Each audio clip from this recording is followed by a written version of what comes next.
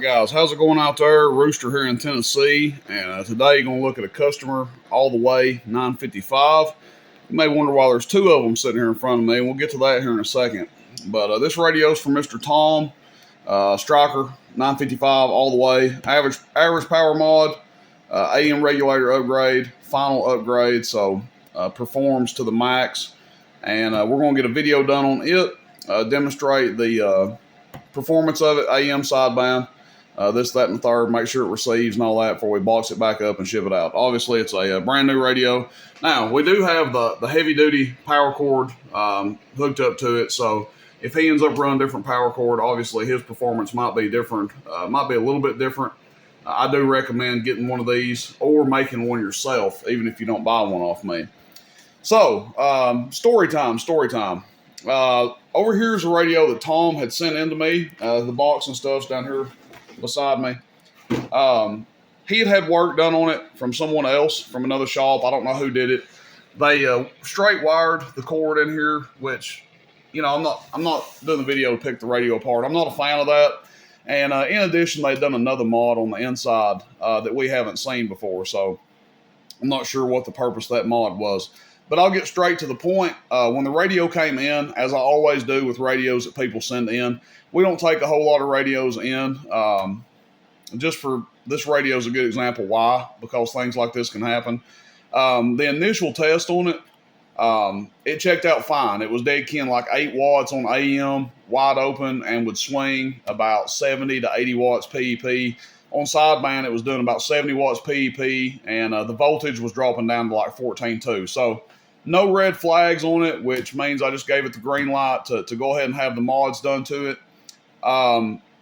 Somewhere between myself checking it and RC going to do the mods, do the all the way mods to it, the radio developed an issue. We never had the opportunity to get the mods done to it. When he hooked it up to do his pre-test, that it developed an issue. And I'll tell you guys what it is. The RF power is basically not doing anything on AM for the carrier. It'll turn up to maybe 1 watt wide open. On FM, it still adjusts the way it should. It goes up to like 8 or 10 watts or whatever. On sideband, it still makes the difference that it should for a stock radio. But for whatever reason, somewhere between here and there, the radio developed an issue. And it happens. I mean, it's part of radio. I've seen stuff like this happen before. And honestly, it's just the liability that you take when you take on a customer's radio, okay? It would have been easy for me to be like, well, Tom, sorry, something happened to this radio. It's had other work done to it. I don't know what happened to it. I'm just going to have to box it up and send it back to you. That would have been the easy thing to do. But in this business, in this hobby, along with most other businesses, perception is everything, okay?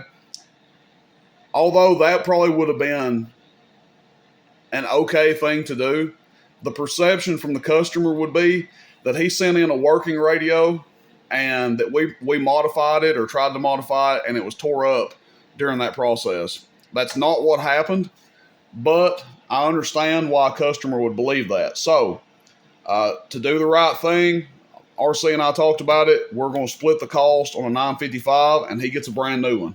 All he had to do was pay the original agreed upon price for the modifications, and he's getting a brand new 955 and he's getting his radio back. So I told him I don't know if Striker will warranty it because there has been a mod done on the inside that I'm not, like I said, we're not familiar with the mod that's been done or why it was done. It didn't really have any performance effect on the radio, good or bad. I don't know. I can't say for sure that that's what caused the issue that it's having now. I have reached out to Striker. They weren't really able to point me in the right direction for it. It could be a software issue within the radio. It's just very strange that it lost its, ability to turn the carrier up and down on AM, but that it works perfectly on FM and it adjusts the power perfectly on sideband. So, again, I'm not sure, not going to sit here and pretend that I know why it's doing that or what caused it. But it happened, and all we can do is make it right for the customer. Obviously, I want Tom's business in the future. Had I sent him back a non-working radio or a radio that didn't work as well as it did when he sent it in, he's not going to have a very good opinion of me.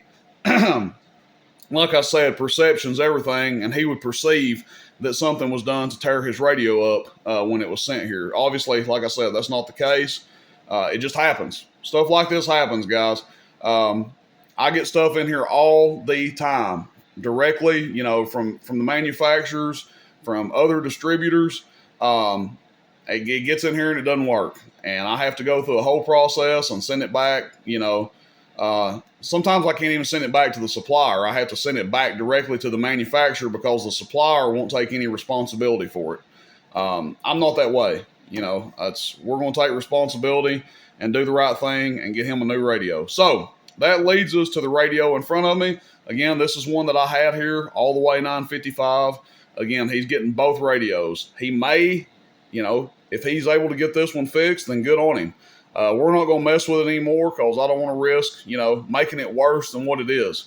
It wasn't sent in here for repair. It was sent in here for modification, and we're just going to leave it at that. Hopefully, maybe he can get Stryker to warranty it. Maybe not because the mods have been done to it. Not crazy about the way the power cord's been done.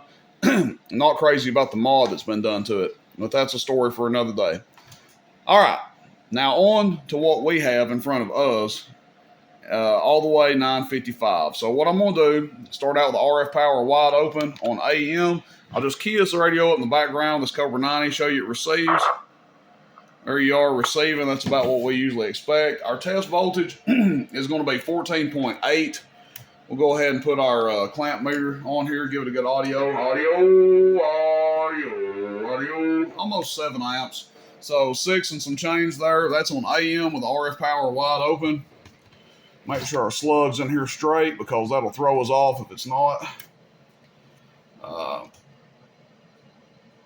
So we're looking at the bottom scale, and we got about an 18-watt dead key wide open. Audio.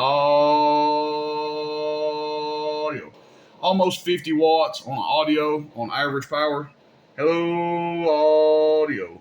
Audio. So pretty close to 50. That's on AM. Our PEP, audio 1 2 3, audio 1 2 3, audio 1 2 3, audio. Burying 100. Okay, that's what we want to see on AM.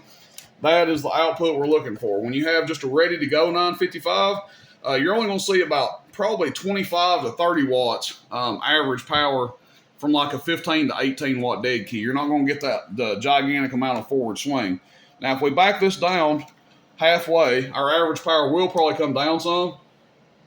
Audio, but still going to 40. Let me aim the camera up here. Audio. Hello, audio. It picks up different tones, a little bit different. But again, you can see that's from an 8-watt dead key, which is usually where most people run these, around 8 watts or so, if you're kicking it into an amp or run it by itself. But you'll see on PEP, we go to PEP and still all the way to the right. Audio check 1 2 3. And if there's any doubt about that, I mean, if you trust the meter on the front of these radios, you can see the power indicator maxing it out. Now what I want to do is just go to upper sideband. We're going to show, hell, we might as well crank it wide open for sideband. Why not? Audio. So you're drawing more current. Guess what? Average power, audio, it's doing a crap ton. So that's why it's drawing 11 amps average. Or 11 amps and doing, shows over 100 average. PEP, audio 1 2 3, audio 1 2 3, still over 100 watts. Lower sideband, check. Audio 1 2 3, audio 1 2 3, audio. Now, if you guys are just curious how much over 100 watts it's actually doing, I know I am.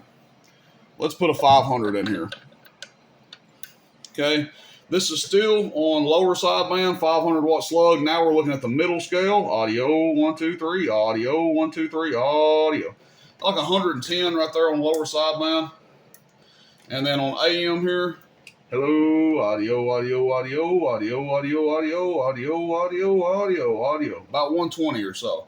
Generally about what you can expect, anywhere between 115, 125, something like that. If you guys want to see the difference that raising the voltage makes, I don't want to go crazy with it, but I will go to 15 just for the hell of it.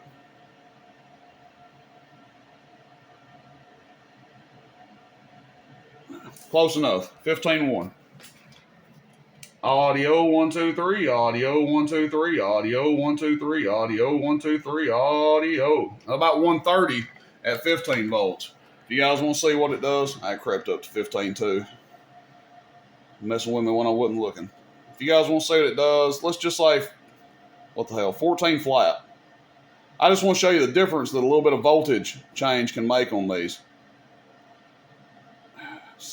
And 15 volts is fine. You know, I wouldn't be afraid to run it at 15 volts. That's about the highest I'd run it, but I wouldn't be afraid to run it that high.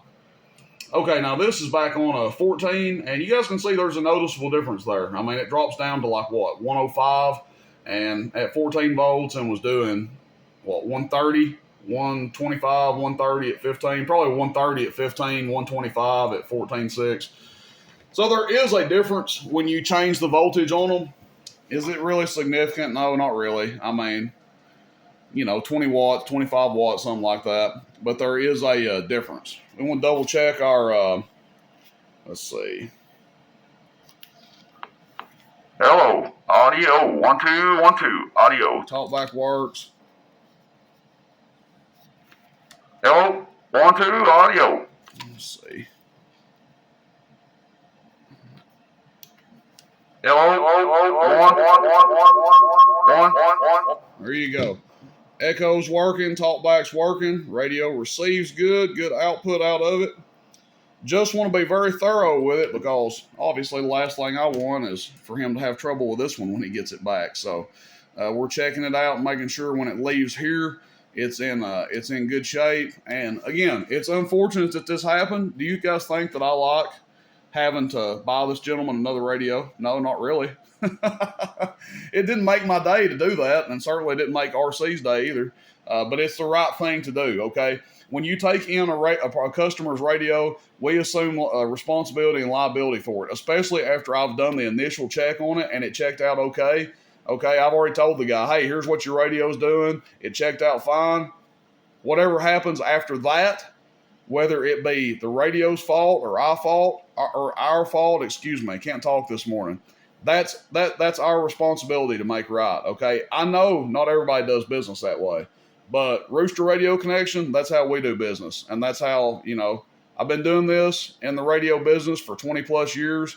When I try to always do what's fair and what's right. Sometimes the customer disagrees with what is fair, but I'm always fair, okay? I think this is more than fair. You know, obviously Tom had no problem with it. Shitty situation, but sometimes you just have to make the best of a bad situation. Obviously could have been made worse if I just said, hey, man, this thing's got some kind of problem with it. I don't know what's going on with it. You need to send it back to whoever you got it from. Okay. Could have done that. A lot of places would have done that. I'm not going to do that. We don't do business that way. So, Tom, I appreciate it, man. I think you really like this radio. I'm going to box both these bad boys up and send them back to you. Appreciate your patience. And I think, like I said, you'll be really happy with this all the way 955.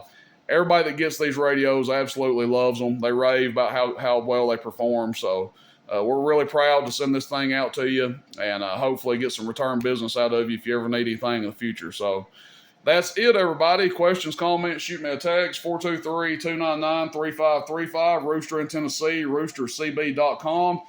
These are up for pre-order. I think I'm out of stock on them on hand right now, but you're looking at 10 to 14 days if you prepay. So not a bad turnaround if you want one of these all the way 955s. Everybody have a good day out there. Rooster in Tennessee, roostercb.com. See you, bye.